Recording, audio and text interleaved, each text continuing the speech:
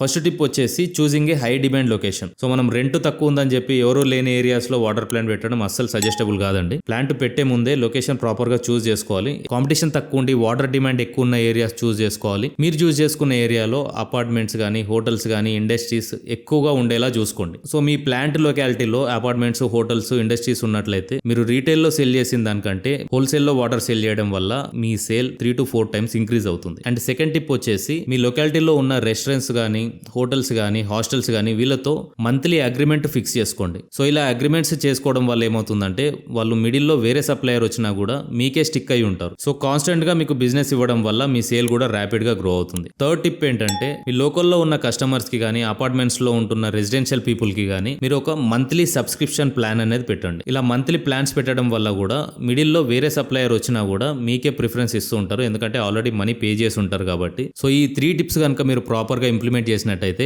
మీ business rapid గా grow అవడమే కాకుండా stability కూడా మెయింటైన్ చేస్తుంది. సో ఇదే ప్రాఫిట్స్ మీకు కన్సిస్టెంట్ గా ఎవ్రీ మంత్ వస్తుంటాయి. సో మనం 3 months లో బ్రేక్ ఈవెన్ పాయింట్ రీచ్ అవ్వాలంటే ప్రాపర్ లొకేషన్ చూస్ చేసుకోవాలి. ఆ లొకేషన్ లో ఉన్న కంపెనీస్ కి గానీ, హోటల్స్ కి గానీ, హాస్టల్స్ కి గానీ ప్రాపర్ గా మార్కెటింగ్ చేసుకోవాలి. అండ్ అలాగే వచ్చిన కస్టమర్స్ ని కాన్స్టెంట్ గా మెయింటైన్ చేయడానికి మంత్లీ ప్లాన్స్ ఇంప్లిమెంట్ చేయాలి. సో మీరు ఈ 3 టిప్స్ కనుక మీ ఆరోప్లాన్ బిజినెస్ లో ఇంప్లిమెంట్ చేసినట్లయితే 3 months లోనే బ్రేక్ ఈవెన్ పాయింట్ రీచ్ అవ్వచ్చు. తర్వాత మీరు కాన్స్టెంట్ గా ప్రాఫిట్స్ ని ఎర్న్ చేయొచ్చు.